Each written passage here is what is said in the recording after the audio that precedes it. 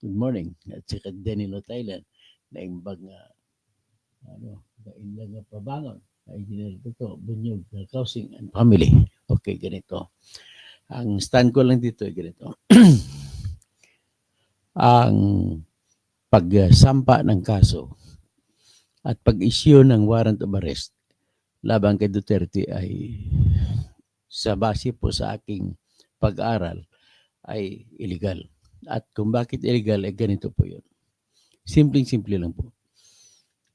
Na-determine ako na ang pagpalabas ng tinatawag na authority to investigate sa kaso ni Duterte ay nilabas po 2 taon mahigit bago matapos yung bago mawala na sa ICC yung pagiging kasapi natin. Final ng withdrawal. Naging final pong withdrawal ng Pilipinas mula sa ICC noong March 17, 2019. Sinampa po yung pag-request ng paghingi ng authorization na mag-imbestiga yung Office of the Prosecutor noong May 20, kung hindi ako kamali, May 25, 2021. So, 2 years may na. So, tapos inaprobahan ng ICC pre-trial chamber noong September 2021. So, kung ako tanungin mo, mahigit ng 2 taon na lumampas na hindi na tayo kasapi, and yet pinayagan pa rin investigasyon. Iyon po ay desisyon ng mga judges sa pre-trial chamber. Tapos iba naman po mga judges sa trial chamber. Iba rin ng mga judges sa appeals chamber.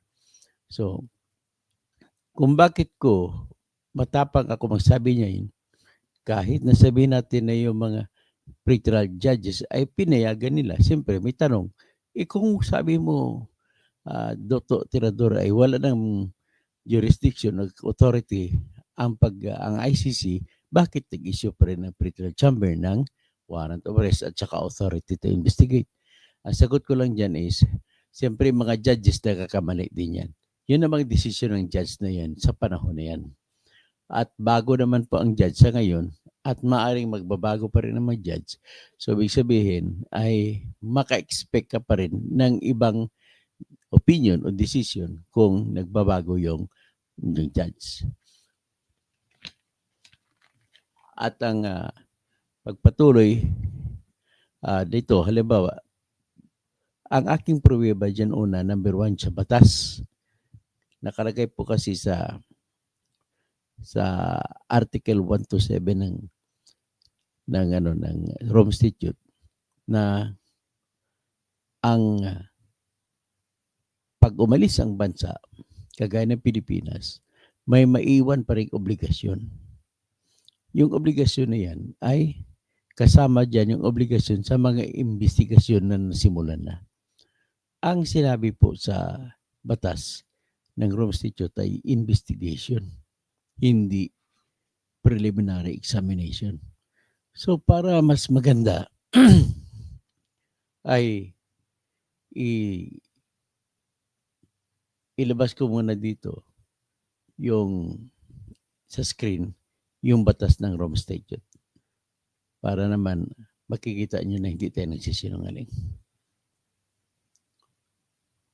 So ito, ihanap po ang batas ng Rome Statute. Para malaman na batas yan Rome Statute, ilagay ko yan pong titulo. Rome Statute, International Court. Okay, dalan ko kayo sa Article 127. Yan, Article 127 na nagsasabi, a state party, yung state party Pilipinas noong kasapi pa, a state party may by written notification address to the Secretary General of the United Nations withdraw. So nag-withdraw nga tayo. Pero sinabi dito, the withdrawal shall take effect 1 year after the withdrawal. Okay? Next, paragraph number 2. Kahit na nag-withdraw rin, ay may obligasyon pa rin ang Pilipinas na ito pa rin at makipagtulungan sa International Criminal Court basta ito ay mga obligasyon na nabuo sa panahon na kasapi pang Pilipinas ng Rome Statute. Pero sinabi pa rin dito, so ano pa mga obligasyon yun? Maaring ano yan, financial, mga membership fee, o kung ano pang contributions. At kasama rin dyan yung obligasyon na kung meron na gawa na criminal investigations saka proceedings in relation to the withdrawing state. Ngayon, may obligasyon ang Pilipinas na makipagtulungan kung ang obligation na criminal investigations at proceedings doon ay nangyari o nasimulan sa panahon na kasapi pang Pilipinas o sa panahon na hindi pa naging final ang withdrawal. Yan, napakaklaro. Basahin ko, naka-English po Ito. Its withdrawal, the withdrawal of the Philippines shall not affect any cooperation with the court in connection with the criminal investigation and proceedings in relation to which the withdrawing state, which is the Philippines, had a duty to cooperate and which were commenced. Ang investigation na yan, it is a condition na dapat na commenced prior to the date on which the withdrawal became effective. Ganon na kasimple. So naging epektibo yung Pilipinas sa withdrawal noong March 17, 2019. So kailangan bago mag-March 17, 2019 ay nasimulan na yung investigation. Yan ang tayo o yan ang aking pinanindigan dito. At dahil ibinigay yung investigation, ang authority to investigate noong September 2021 na at hindi nakasapi Pilipinas, hindi na ngayon papatok, hindi ngayon obligado ang wala ng jurisdiction ng ICC para kasuhan pa si Digong Duterte. Yan po ang aking katayuan dyan. So ngayon, in fairness naman sa mga taong nag-adhika, ang mga nag-adhika po na sinasabi may jurisdiction pa ang ICC kay Duterte, ito po yung sinasandalan nila ng katwiran. Katwiran po nila ay Article 1 to 7 din ang ginagamit nila. Pero ang kanilang interpretasyon, yung preliminary examination na nasimulan noong February 8, 2018 na inanunsyo ni Fatou Bensouda na siyang prosecutor noong panahon na yun, ay nasimulan niyang preliminary examination. Ang tanong, kung ang preliminary examination ay kasama sa criminal investigation, ibig sabihin, mali ako. Pero iba yung salitang investigation, iba yung salitang preliminary examination. Kaya kung ganon, tama ako. Okay, punta tayo sa Article 11. Itong Article 11. Sa Article 11, nagsasabi dito, jurisdiction ng ICC, ratione temporis. Ibig sabihin, jurisdiction ng ICC ay may relasyon sa oras, time, the reason of time, ratione temporis. Sinabi nito, the court has jurisdiction only with respect to the crimes committed after the membership of the country into the Rome Statute. Yan ang ibig sabihin, after the entry into force of the statute. Okay? Tapos, if a state becomes a party to the state, after its entry into force, the court may exercise jurisdiction only with respect to the crimes committed after the entry into force of the statute for the state, unless the state has made a declaration under Article 2. Ang ibig sabihin po ng entry into force, sa bawat bansa, iba-iba yun. Ang Pilipinas, kung kailan naging kasapi, yan ang entry of force niya. Sa atin sa Pilipinas, ang entry into force is November 1, 2011. So, titingnan ngayon, sabi niya dito, ang bansa ay ang ICC or International Criminal Court ay makapagkaroon ng authority to investigate kung ang nangyaring krimen ay nangyari matapos maging kasapi ang Pilipinas. O ito naging kasapi ang Pilipinas, November 1, 2011. At ang nangyaring mga insidente na pinag-usapan kay Duterte ay mula sa Davao killings, Davao Death Squad, nung simula nung November 1, 2011 at yung mga namatay sa war on drugs mula dyan July 1, 2016 hanggang March 16, 2019. Kasi March 16, 2019, pinakahuling araw naging kasapi ang Pilipinas ng ICC. So, yan po sinasabi. Pero itong number 2 na statement ay patungkol lamang ito sa member na bansa. Hindi ito nagtutukoy sa hindi member. Kung ang Pilipinas ay hindi na member, ibig sabihin ay hindi na mag-apply yung jurisdiction, res unit temporis. At kung may duda man, may pangamba o may kung ano na,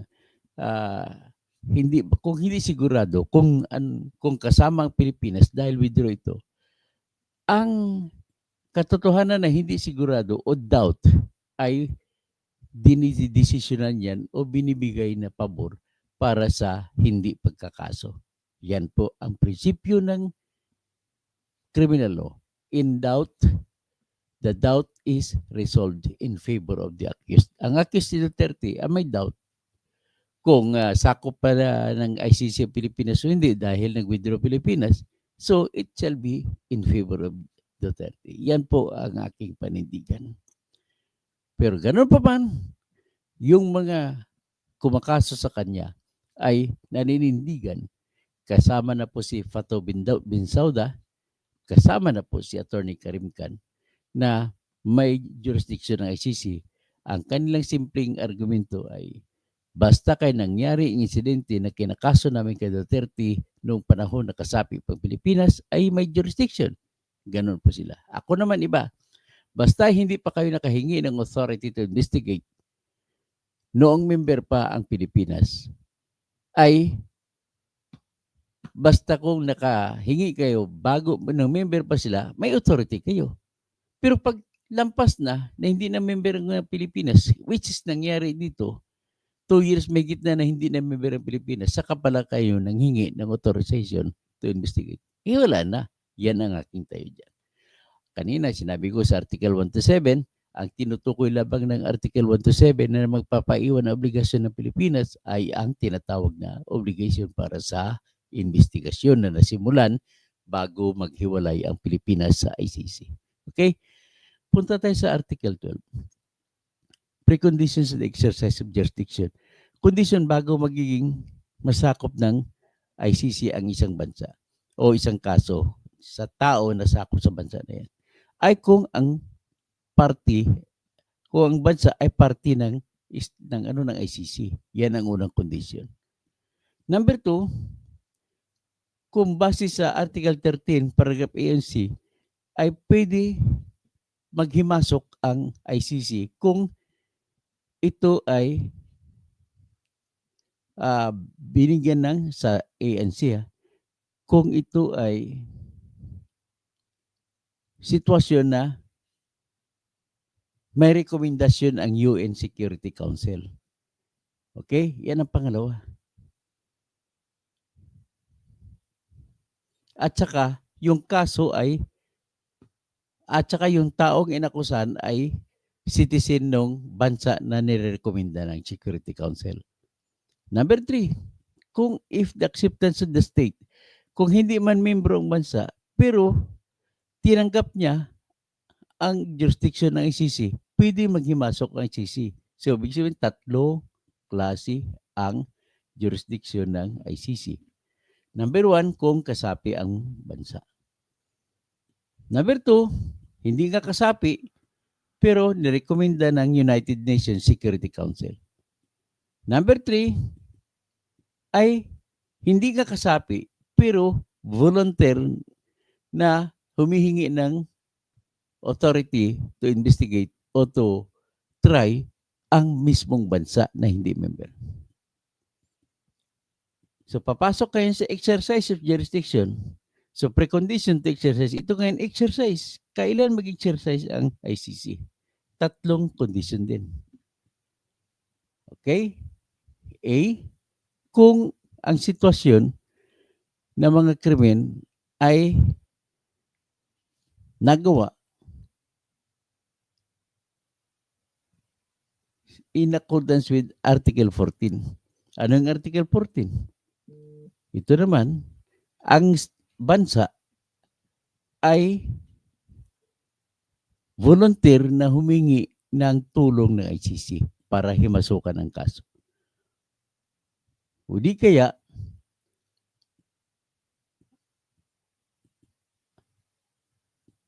ang referral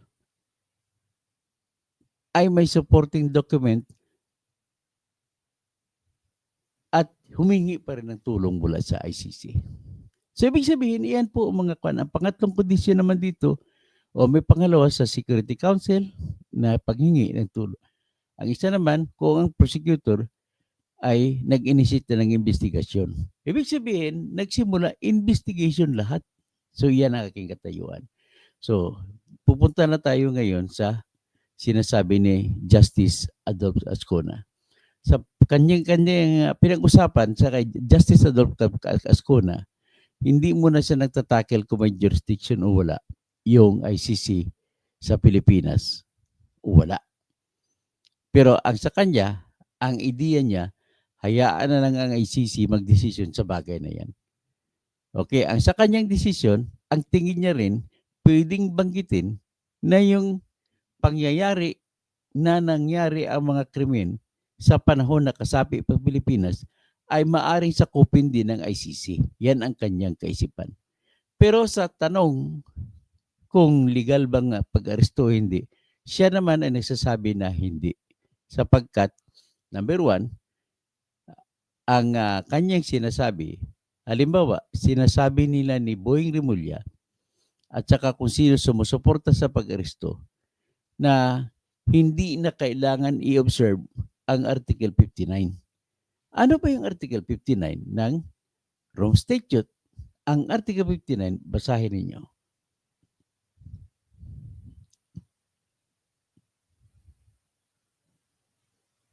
Ito. Nagsasabi ang Article 59 na kung arestuhin si Digong ay dapat dalhin sa korte kagad para alamin ng korte kung ang warrant of arrest para nga kay Digong at si Digong ang inaresto. Number 2, para alamin ng korte kung nasunod mga proseso. Number 3, alamin ng korte kung nabigyan siya ng narespeto ang kanyang karapatan. At paragraph 3, at alamin din at dapat pabigyan din si Duterte ng karapatan o chance o a chance na magkaroon na mabigyan siya ng para makapaghingi siya ng remedyo sa ating korte. Yan ang pakay niyan.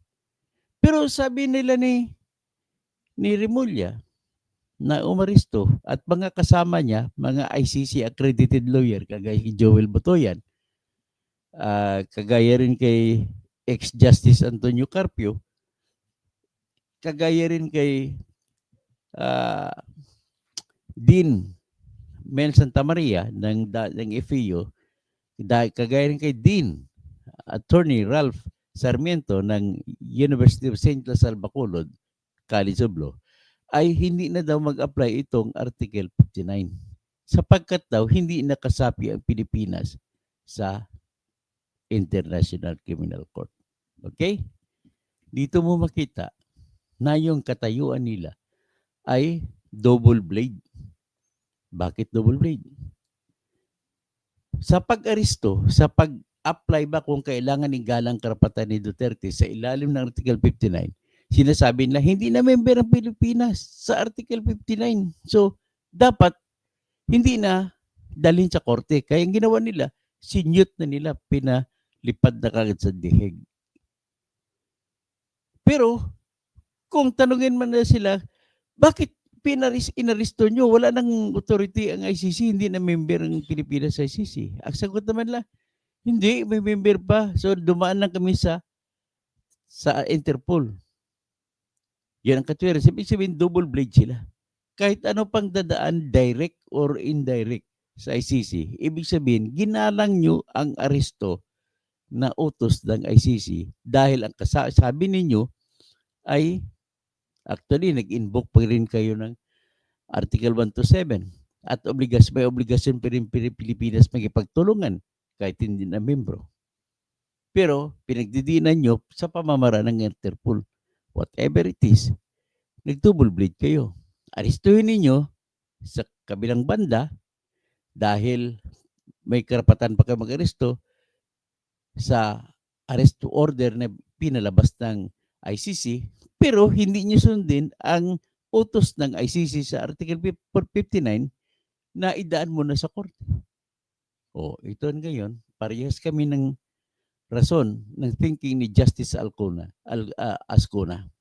dating Justice Ascona. Sabi niya, mali din yon. Kasi kung ginagalang mo ang pag-aresto, pagpa-aresto ng ICC, ibig sabihin, igalang mo ang lahat ng batas ng Rome Statute. At isa sa batas ng Rome Statute ay ang Article 59. Maririnig mo yan, papa-apply ko ang sinabi ni Justice Adolfo Ascona. Isa sa pinakamagaling na justices to ng Supreme Court. Ibig sabihin, nakita, iba yung tayo niya, iba yung tayo ni ex-Justice Antonio Carpio. Tapos, sa tanong naman na pwede pa bang habeas corpus kasi ando na sa The Hague si Duterte, hindi na may idalhin sa Supreme Court kasi ang writ of habeas corpus ay nag-uutos yan ang korte na dalhin ang katawan ng tao na subject ng petition. Hindi na madadala, ando na sa ICC. Ang opinion pa rin ni Justice Ascona, hindi madidismiss ang writ of habeas corpus. Bakit? May isa pa tong aspeto. Yung aspeto na alamin kung tama pag-aresto o hindi. Yun. O kung tama rin ang warrant of arrest o hindi. Kung dapat pagkilalanin sa punto de vista ng batas ng Pilipinas. Tapos may pangatlo rin sinabi si Justice Adolfo Ascona. Tinanong din siya ni Attorney Karen Jimeno na isang reporter na rin sa Bilyonaryo at saka iba pang mga sa ibang stasyon. So anyway, ang tanong, paano naman yan Justice Ascona? Naguguluhan kami. Sinabi ng DOJ na hindi na nila pinansin, ginamit yung Article 59. Hindi na nga nila dinala sa korte. Kundi ang ginamit nila ay yung nakasulat sa Section 17 ng Republic Act 9851 na nagsasabi na kung may investigasyon ng International Court patungkol sa bagay na kung saan involved ang kaso kagaya kay involved sa ang tao sa kasong yun kagaya kay Duterte, ay pwede nilang isuko. Anong sagot ni Juan? Ni Ascona? Hindi yan, mali din yan. Isuko nyo pwede, pero may kondisyon pursuant to the limitations of treaties. Kung may treaty ba o wala. So, iyan po ang nakalagay doon. Ang tanong, may treaty ba? O tingnan natin ang Republic Act 9851 kung may treaty.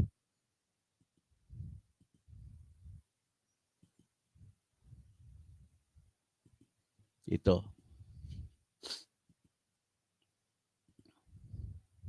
Ito po yung batas na sinunod nila.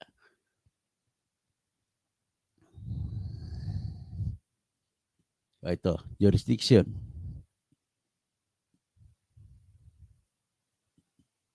Okay?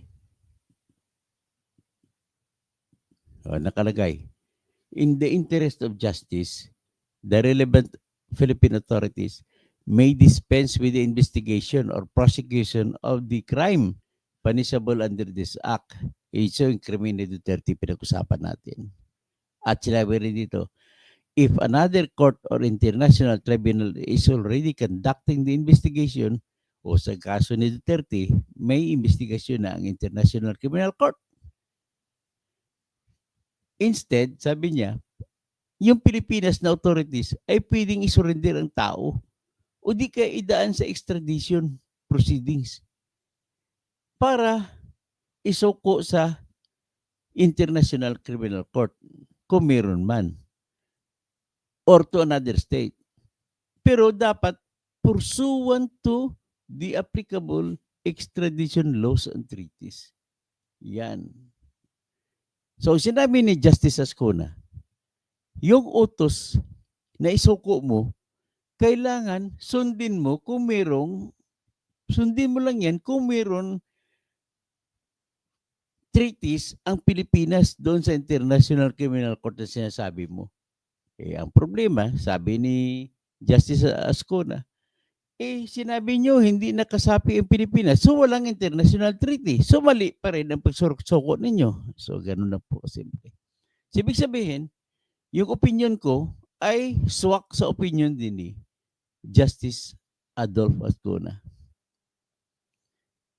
Pagkatapos dito, ay sinaksak ko rin dito po yung tinatawag na opinion ng isang constitutional law expert sa Senate hearing ni Amy Marcos at nagsabi na kahit nga yung pag-aresto sa foreigner ngayon sa pinaka-latest na pinalabas na decision ng Supreme Court ay dadaan pa rin ang lahat ng mga foreigner na maaresto, kahit foreigner pa, ay dapat idaan sa korte. Yan ang pinakabagong utos ng Supreme Court. So with more reason na kung Pilipinong arestuin, dadaan sa korte. So ang pinag-usapan lamang natin dito sa ngayon ay, dadaan ba talaga sa korte o hindi? Pagkatapos, dahil hindi nila dinaan sa korte, lumalabas ngayon na yung intention pala nila ni Bongbong Marcos na kinukontra na ngayon ng kanyang ate ay matagal na pala nila gustong hulihin si Duterte at bato ron sa The Hague. At lumalabas na klarong-klaro sa ngayon ay magalit man DDS o hindi, si Marcos talaga ang utak kung bakit pinatapon si Duterte at hindi na inaantay, hindi na dinala sa korte si Duterte, sa korte natin. So yan po, pakinggan niyo po ang aking hinanda na mga video. Had withdrawn but an ICC warrant of arrest is being served pursuant to the Rome Statute. Then yes. I'm a bit confused with the contention that the provisions of the Rome Statute will no longer apply in terms of bringing an accused before a competent judicial authority. Yes, that is true. The Rome Statute will only partially apply to the extent that our residual obligation to cooperate is still valid. But the rest of the provisions will no longer be applicable because we are no longer parties to the Rome Statute. So the warrant of arrest, its validity, and our obligation to honor it continues because of 127. But 59 no longer applies. Is that do you agree with that view? No, my view is that you cannot be selective. If you want to apply the Statute of Rome because you are still obliged, then you apply the whole thing. Yeah. Klaro ha? Selective sila, sabi ni Justice Alcona. If you want to apply one thing, one part, you must apply all parts of the law. And one of the parts of the law is Article 59 na nag-utos dalhin mo sa korte mo na si Duterte. Yan si Justice Adolfo Ascona po, siya po yung author ng tinatawag na petition for the writ of amparo. Okay? Patuloy natin pakinggan. Ang sunod naman niya pag-usapan niyan dito, yung tungkol sa writ of habeas corpus ay hindi ito madidismiss, kundi desisyonan ito ng Supreme Court dahil may iba pang aspeto pag-usapan, yung legalidad ng aresto. Supreme Court, it's pending in the Supreme Court. There's a habeas corpus filed by the children of President Duterte. Yes. There's an argument that it is no longer, it's already moot because he is already there in The Hague. Therefore, what's the point for a writ of habeas corpus? And there's also an argument saying that number two, well, writ of habeas corpus only applies if the person is illegally taken away. And you have to show to the court why he was taken away and show his body to the court. Now, in this case, they're saying, but he was surrendered validly, pursuant to an agreement with the Interpol. And then again, he's now in the ICC. So, what is your view on that as far as the habeas corpus cases are concerned? O, ulitin ko lang, baka di nyo intindihan. Ang tanong ni attorney, nakalimutan ang pangalan ni attorney, kay Justice Ascuna, anong view mo, ano sa tingin mo ang mangyayari dito sa writ of habeas corpus? Kasi wala na si Duterte. So, ang isang kasing katangian ng writ of habeas corpus, utusan ang mga humahawak sa isang tao na dalhin sa korte yung katawan ng tao. Hindi na magawa. Nandun na sa ICC. At sinasabi nga ng mga nagdala sa ICC ay valid daw yun. So, ano ngayon ang desisyon? Ano ang sa tingin ni Justice Ascuna? Sabi niya, hindi pa to moot an academic. Hindi maging baliwala dahil lamang sa ganun wala na si Duterte. Pero titignan pa rin daw yung ibang aspeto kagaya ng pagka-aresto. Okay, first of all, it's not muted, this habeas corpus case, simply because we can no longer return the former president because he's already in the hands of the ICC. So habeas corpus will not lie because it's supposed to be to return the body. Yes. But there's also another dimension of habeas corpus, which is the legality of the surrender. And that's not muted. The court can rule on that. On the legality, my opinion is that Section 17 of Republic Act 9850 Dali lang, ipagpatuloy natin mamaya. Ibig sabihin, pagpapatuloy pa rin po yung kaso at hindi madidismiss. Dahil nga titignan pa rin legality ng pag-handover o pag-surrender sa katawan ni Digong Duterte. O pagpatuloy natin pakinggan si ulit siya. No? Patungkol naman ito sa Section 17 na sinasabi ko kanina na ini-invoke nila ni Remulla at saka ibang mga abogado, mga expert ko, no? Ang problema sa kanila, nag-expert ka sila kung tawagin dahil naging dean sila o naging accredited sila sa ICC pero hindi nangyayari sila tuso na mapaglinlang. Nililinlang ang tao nakikinig at wala naman silang basihan para sabihin na tama yung kanilang sinasabi sa tungkol sa paggamit ng Section 17 na pwede daw nila isuko yung tao kahit hindi na dumaan sa korte. O yung pakinggan natin. O erap, bukas hindi ka nasisika talang araw. which provides that in case someone already being investigated by international tribunal, the Philippines may surrender such person. But the last sentence says, pursuant to treaty obligations. Yes. Yes. But in this case, since Kasi it's sabi niya, being served pursuant hindi mong isuko pero pursuant to the treaty obligations. Ang katwiran dito sa huli, kung kinikilala nila na hindi nakasapi ang Pilipinas, walang treaty pag-usapan. So, hindi mo isusuko. Hindi mo pwede arestuhin. Yan po ang implikasyon ng statement ng isang matalinong justice, isang jurist. to the Rome Statute, then Yes. I'm a bit confused with the contention that the provisions of the Rome Statute will no longer apply in terms of bringing an accused before a competent judicial authority. Yes, that is true. The Rome Statute will only partially apply to the extent that our residual obligation to cooperate is still valid. But the rest of the provisions will no longer be applicable because we are no longer parties to the Rome Statute.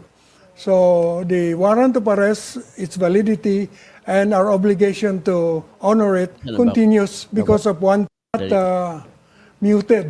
The habeas corpus in the hands of the ICC.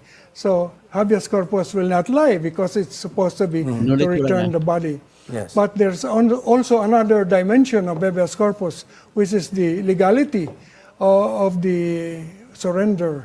And that's not muted. The court can rule on that. On the Inulit ko lang yun kasi nakamali ako, ibang napindot ko. Legality, my opinion is that Section 17 of Republic Act 9851, which provides that in case someone already being investigated by international tribunal, the Philippines may surrender such person. But the last sentence says, pursuant to treaty obligations. Yes. Pursuant to. Yes. But in this case, since we withdrew, are you saying that the Correct. basis could still be Yeah. the Rome Statute?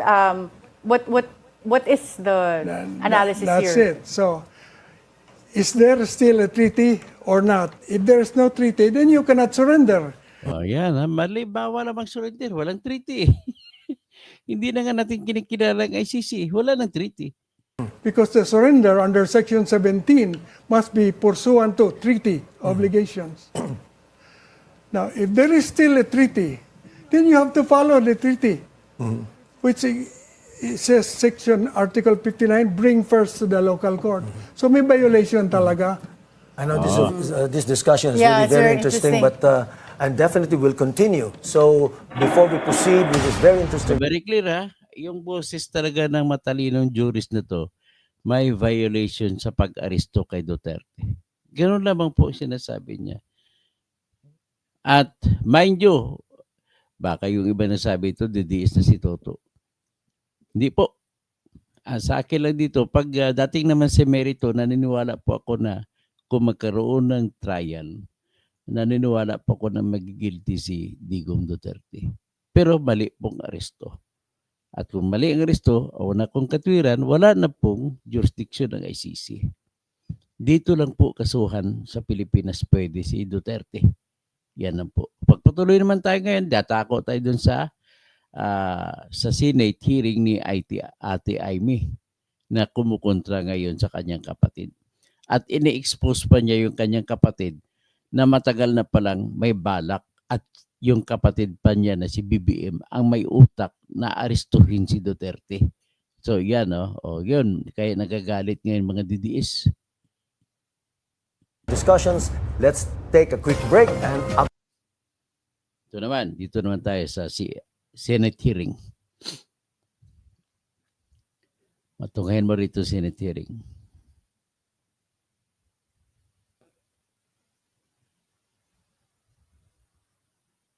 So ito medyo malayo. Yeah, but I submit to you, Madam Chair, kung Yes, I'm in full agreement with both our senators. And certainly, the comment that there was no plan until they received the Interpol warrant or diffusion order is highly doubtful. Pati yung New York Times, alam yung balita tungkol Hindi naniwala si Ate Amy sa sinasabi ng mga boys ni BBM na wala daw silang plano. Nagkaroon na lang silang nalaman nila yung warrant of arrest noong petsa 11 na. Pero wala eh. Sabi ni Ate Amy, pati New York Times nakakaalam na mayroon pa palang matagal na pala pursuit operations. Yun, pakinggan natin si Ate Amy. sa plano. Bakit tayo walang maibigay na plano sa ating komite? Pagkatapos yung complete video na hinahanap ni Senator Cayetana, tama po kayo. Hanggang Madam ngayon, Chair. hindi pa nabigay. pero baka kasi kasama sa 80-page plan yung paghuli kay Senator Bato. So hindi talaga pwedeng ibigay muna sa atin. Senator Bato, anong comment nyo dan?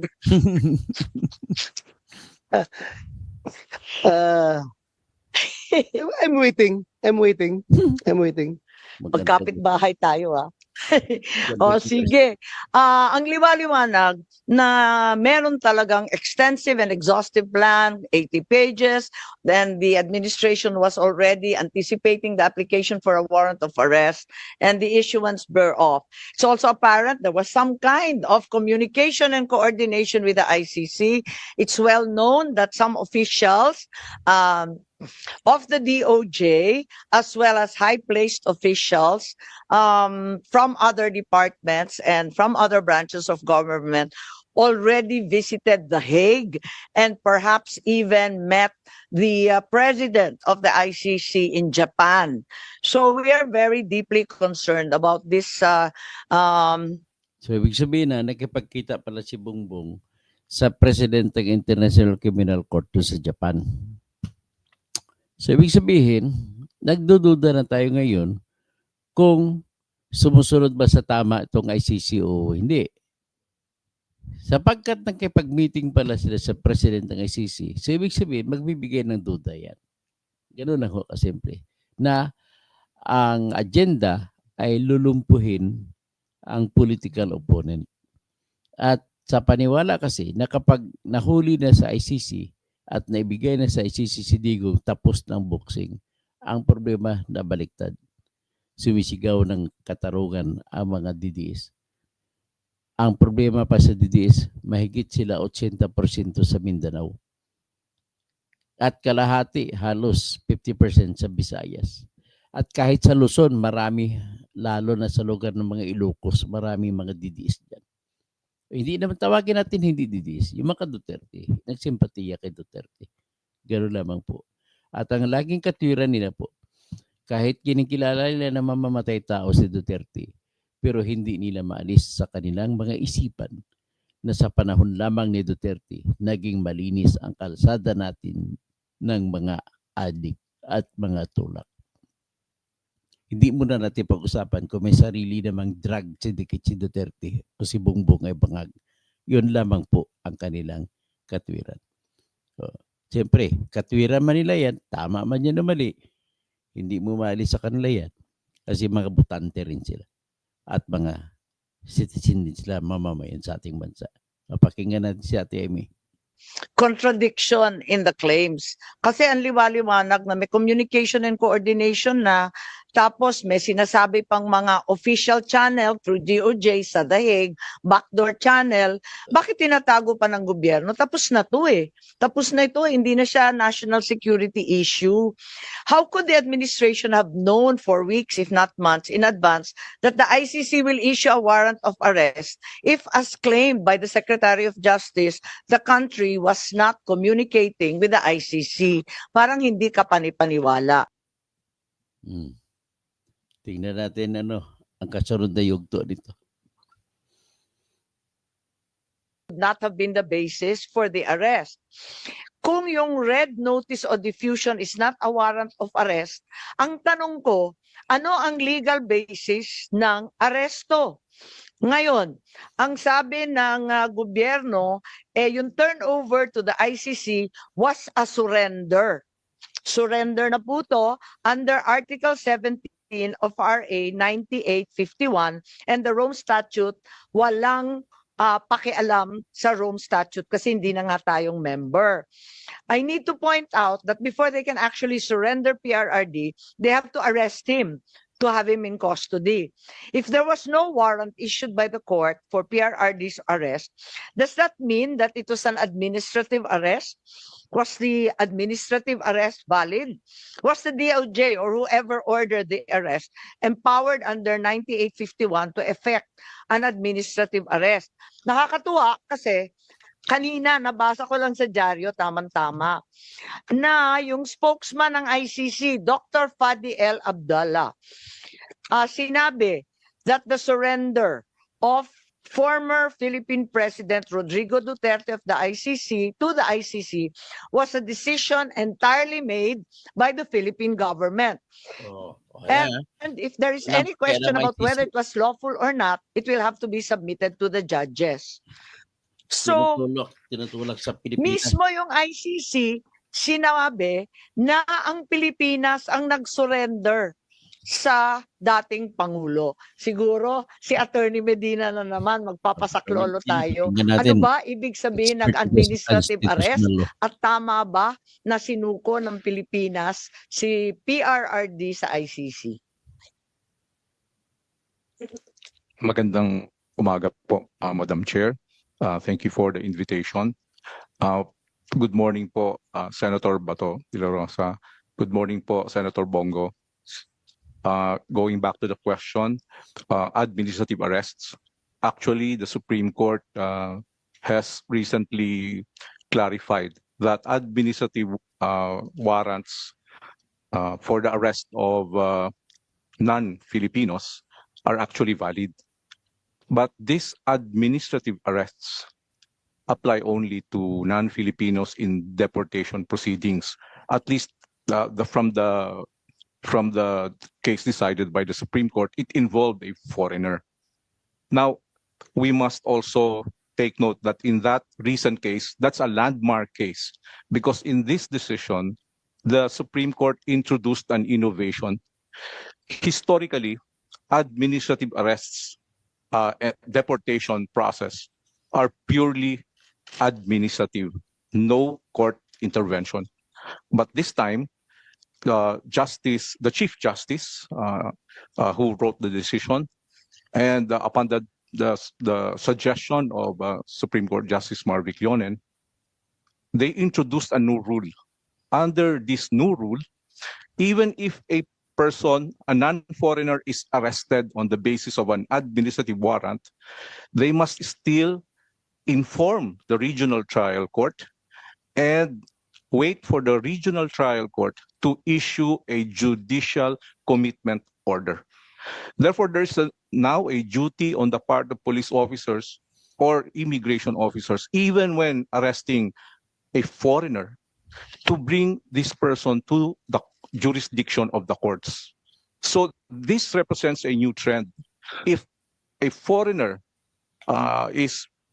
should be brought to a Philippine court before he is removed from the country, with more reason that a Filipino citizen should be subjected to some judicial proceedings before surrendered to a foreign government. And as I have explained earlier, from the constitutional level, from the statutory framework, even under international law, surrender of a Filipino citizen without court proceedings may be illegal. That's not just constitutional, that's also statutory, even under international law. In fact, the Interpol Constitution itself requires some due process, the application of Philippine laws, and number two, the application of the rights guaranteed by the Universal Declaration of Human Rights, which includes due process. Okay? Klaro. Ha? Isa lang sinabi ni Professor Alex Medina ng San Sebastian College of Law ay nagbago na po daw ngayon. May pagbabago ngayon sa mga desisyon ng Supreme Court. Dati, ang mga foreigner o banyaga, pwede nating hulihin kaagad at i-deport. Dati. So ngayon, nag-utos ng Supreme Court, hulihin nyo pa rin, pero idaan nyo sa RTC. Hayaan yung RTC magpalabas ng commitment order o magpabilanggo. Ganun po ang sabi. Tapos, sinasabi niya, mismo yung batas ng Interpol mismo ay hindi basta-basta nag-uutos ng aresto lang. At kung arestuhin man, sinasabi sa batas ng Interpol na igalang ang karapatan ng taong inaresto. At bigyan ng due process. Sa ilalim po, susundin ang Universal Declaration of Human Rights na nag-uutos na dapat ang sinumang taong arestuhin kahit saang parte ng mundo ay bigyan ng time o chance na magkaroon ng due process. Yan lamang po. At nais kong sabihin sa inyo at magandang umaga at hanggang dyan na lang tayo. Pasensya lang kayo at naaga ako kasi maghanap buhay pa ako kanina buong araw po. Ping Dinyega, shout out Doc, no? Bernardo Minjola Ignalagim, Danilo Thailand, Naimbag nga Pabangon, Engineer Dr. Toto. Okay. Sabi ng ibang Ilocano na hindi nakaintindi, Jack paawatan. Okay. Tapos Rogelio Tapado, linabag ang karapatan ni Duterte, linabag din ang karapatan ng mga namatay. Tabla lang, hindi naman. Hindi tabla. Dapat pa rin magkakaroon pa rin po ng paglilitis. Pero ang suggestion ko po, dito sa Pilipinas natin ililitis. Total, hindi na rin yan makakaarte si Duterte kasi dahil ang mga judge ay takot na rin kay Bongbong Marcos. Ganun po aking masasabi dyan. Si Jacques Demuli, shout out Dr. Toto Kasing, happy Friday. O happy Friday sa lahat. Prime DE. Lahat yan, engineer, puro opinion nyo lang, ICC judge na ang maghatol. Opinion ko po, tama po yan. Pero sinasabi ko lang po na yung opinion ko ay pinanindigan ko na mabigat po. Okay? Si Bing Liwag. Any news about the First Lady of the Philippines? Si Lisa ay sa totoo lang naguguluhan ako ng kwento na yun. Pero naniniwala ako na sa tagal ng pagkawala niya ay talagang may nangyari na insidente na konektado sa pagkamatay ni Paulo Tantuco, anak ng may-ari ng Rostans. Okay. Rolando Hoxon, valid or not valid? Ang pag-aresto kay Diggs, wala pake ang ICC doon. Importante na sa kustodya na si Diggs. Problema na ng BBM at Binyan, Sir Toto. Ganun ang pagkaalam ko. So anyway, ang aking view naman dyan, Rolando Hoxon, ay ganito. Naniniwala ako na kapag nagsampa na ng motion to dismiss yung abogado ni Duterte na si Attorney Nicholas Kaufman, single letter N na nga, ay mananaig si Duterte. Ang kanyang rason ay dalawa. Number one rason niya ay wala ng authority ang ICC sa Pilipinas noong nagpalabas ito ng warrant of arrest. Number two na rason niya ay nilabag ng matindi ang karapatang pantao at hindi na nag-a-apply yung tinatawag na male captus bene detentus. Nagbago na po ang trending ngayon. And besides, yung pag-apply po ng male captus bene detentus ay para lamang yan sa mga tribunal, mga Nuremberg trial, mga military tribunal, pero hindi na po yan sa ngayon na ICC or International Criminal Court. Iba na po ang diskarte. At kapag kailangan ni kasi ng ICC, igalang ang batas pantao. Kaya hindi nila nagde-develop po ngayon ang mga bagong ideya sa International Criminal Court na kapag ang tao na inaresto ay sa mali, ay nilabag ang kanyang human rights, ay malamang stay. Ang tawag dyan stay, hindi na siya kakasuhan. Hindi magkaroon ng dismissal, pero may deklarasyon na hindi nakakasuhan. Ganun lamang po. Siyempre, pag sinabi mo dismiss, parang acquitted yun. Okay. Next, Pinoy RN. Hi, Dr. Toto. Clear naman po na wala na talagang jurisdiction ng ICC sa ating bansa. Also, any foreign warrant has no effect unless validated by our local court. Tama po kayo. Hindi mo maialis yung due process of law. Hindi po talaga, pag hindi pa masunod yan, bawal na bawal talaga yan. So, Jacques Dimuli, Dr. Toto Kausing, natapos na po ni Pato Binsalda ang preliminary examination. Hindi pa po Jacques Dimuli. Nag-umpisa pa lang siya po ng preliminary examination, tama, noong 2017.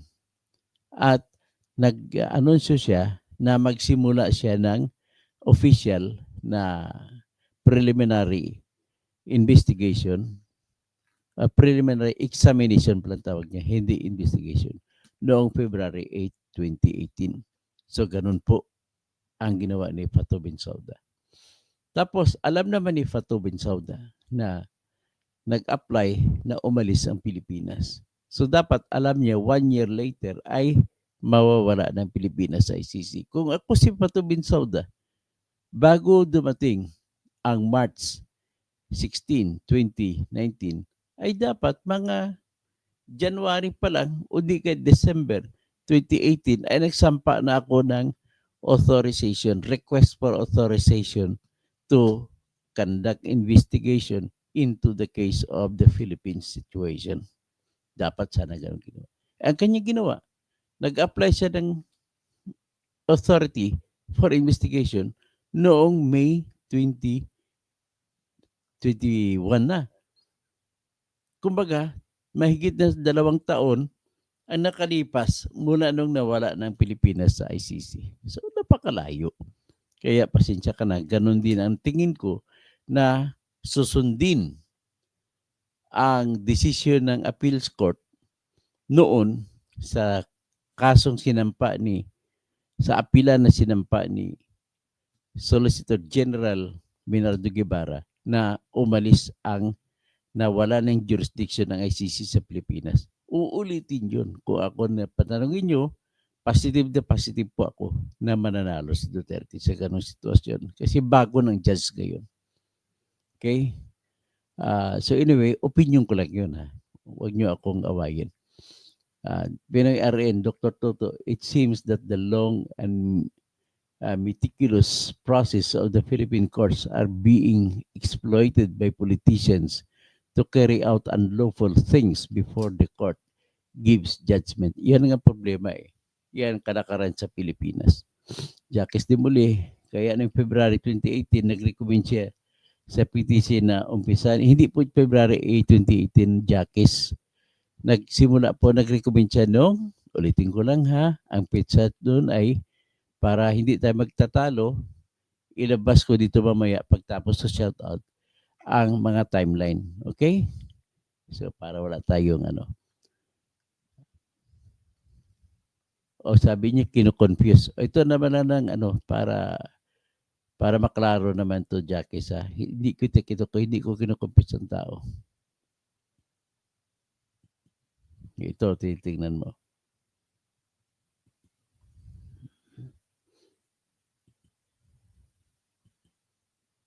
O ito Jackie sa pasensya lang nga pero ito pong katotohanan. So nakita mo yan, timeline. Dalhin kita doon sa kay Pato Binsauda. Ayan si Pato Binsauda. Nag-umpisa siya, nag-anunsyo siya noon na tinitingnan nila ang nangyayari sa Pilipinas. October 13, 2016. Tapos, November 17, 2016, ay nanakot si Duterte na mag-withdraw ang Pilipinas i-withdraw sa ICC. Tapos, April 24, 2017, si Attorney Jude Sabio, kasama si Edgar Matabato, ay pumunta sila doon sa Office of the Prosecutor at nagbigay sila ng kanilang mga affidavits. Tapos ito naman, June 16, 2017, ay dinugtungan ng ebidensya. Pumunta doon si dating Senador Antonio Trillanes sa yung kanyang kasama sa Magdalon na si Gary Alejano. Tapos, February 8, 2018, ito siya sabi mo, Jacques de Muli. Ito Anong ginangyari sa February 18, 2018? The ICC Office of the Prosecutor announces that it has initiated a preliminary examination. Nag-announce pa lang na mag-initiate. Klaro? Okay, sana klaro. Sundan mo po. Tapos, March 14, 2018, ay nag-anunsyo si Duterte na i-withdraw niya ng Pilipinas sa ICC. At March 16, 2018, na isubmit ni Duterte ang pag-withdraw. At noong August 28, 2018, pumasok mga biktima.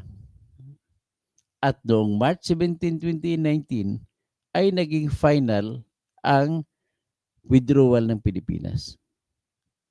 December 5, 2019, ay sabi ni Binsauda, pinafinal niya ng preliminary examination na tinataya niya by 2020 na taon ay makapag-desisyon na sila. Noong November 2020, ay lumabas at binigyan pa na ng ICC si Arturo Las Cañas ng immunity, limited immunity. Kasi pumunta si Las Cañas doon.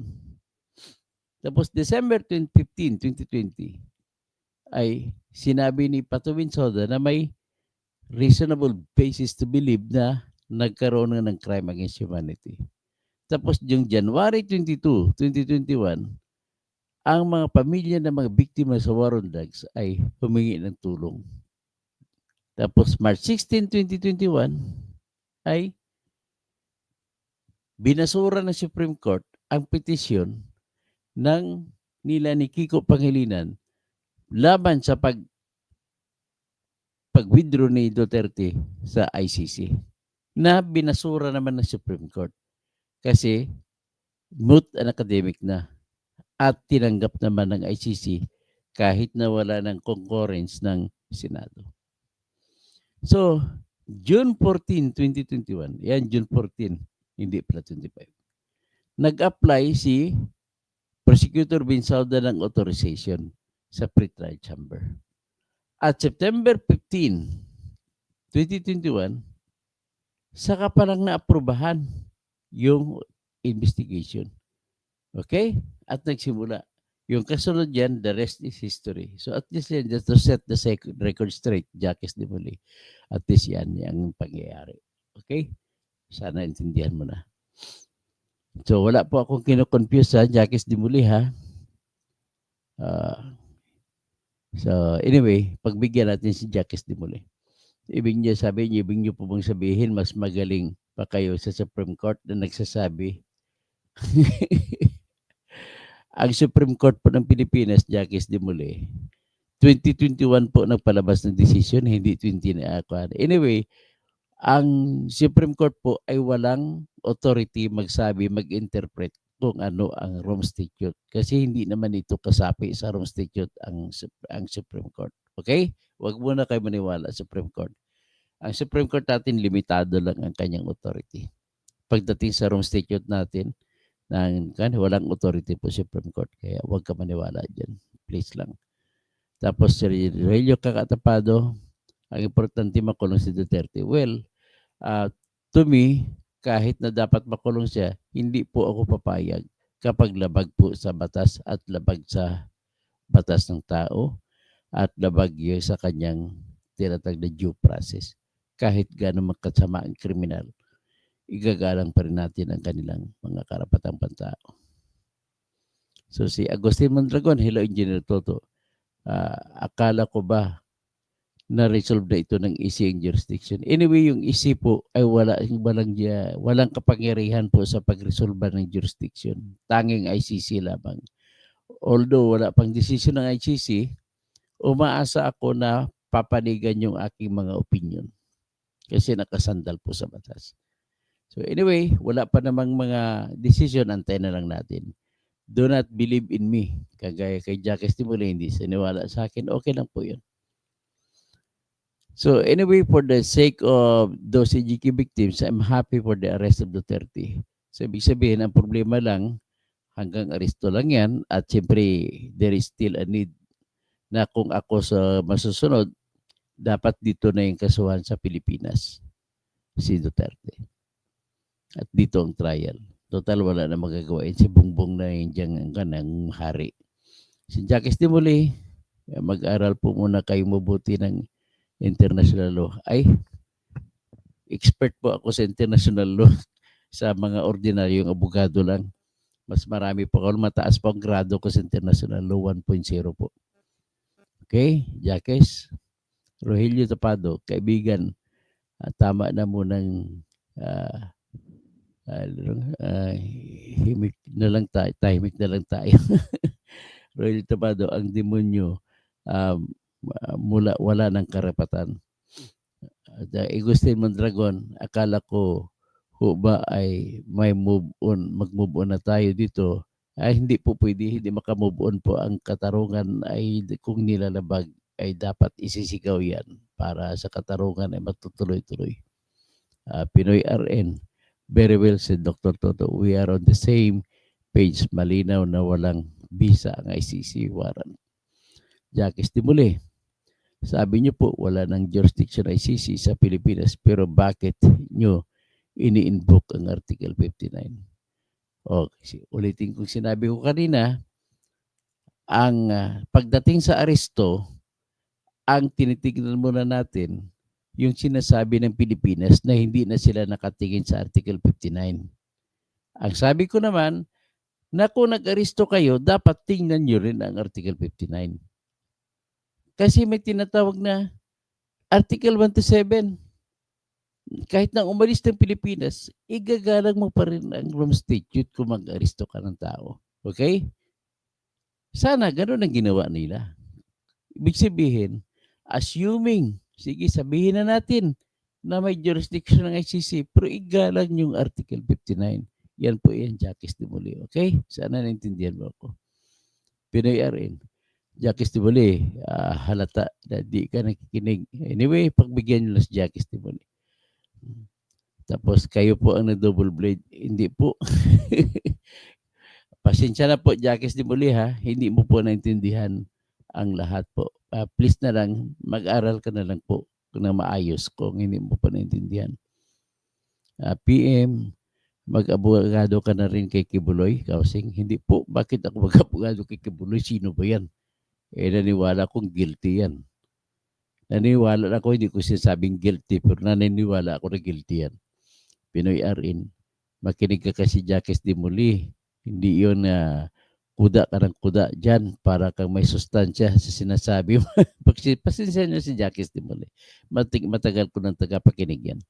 Ricardo Aban, nice one katuto para sa katotohanan. Jacques de Muli ulit. Sige, para fair, basahin ko sinasabi mo. Pinoy RN, hindi nga ginamit ng gobyerno Article 59 kundi RA 985. Ito ngayon sasabihin ko sa iyo, Jacques de Muli, mali po ang gobyerno sa hindi paggamit, paggalang sa Article 59. At mali rin sila sa paggamit ng 9851 kasi hindi nila, bakit nila isinuko? Wala namang international treaty ang Pilipinas sa ICC. So, hindi mo pwedeng isuko. Kasi ang kondisyon ng pagsuko sa ilalim ng Article 17, 9851 ay kailangan may treaty. Ano yung treaty? Agreement. Sa gitna ng International Criminal Court sa Pilipinas, wala ng agreement kasi umalis ng Pilipinas. Ganun po yun. Buntila LOL nakakasilaw. Pinoy RN. Rogelio Tapado, yung comment mo sa iyo says a lot about you. It shows how shallow your understanding. Makinig ka kay Dr. Toto at pagbasa ka ng batas. Jacques de Muli ulit, Pinoy RN, nag-aral ako ng international studies dito sa US, kaya alam ko. So, ibig sabihin, mali po yung napag-aralan mo. Be specific, Jacques. Pinoy RN, thank you, Dr. Toto, for your very fair, logical analysis. Marami nang natutunan tayo. Marami pang natutunan ng kababayan natin. Sana matutunan rin si Jacques de Muli. You review your studies.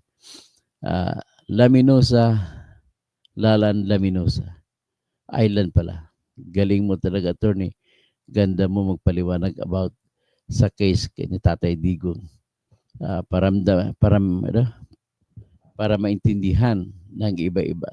Iba lalo na po sa mga pulis na nag-aresto sa kanya. Sinabi mo na po nga na mali talaga si Nick Torres sa pag-aresto.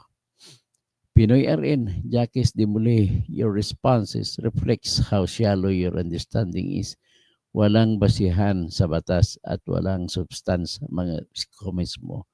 Okay, Pinoy RN, Jacques de Muli, makinig ka kasi. Okay, Pinoy RN, yung Rogelio Tapado, wala sa ayos mga comments. Pasensya na lang kasi mga emotional kasi. Pick 0925, good evening, Attorney Engineer Toto. Pinoy RN. Ang isa pang problema, Dr. Toto, is our politicians. They are exploiting a long and meticulous process of our court. So, Jacques de Muli, don't waste my time with your nonsensical monologue, our Sir Boy at Taos. Okay, thank you naman, Jacques de Muli. Huwag ka na magalit, ikaw naman.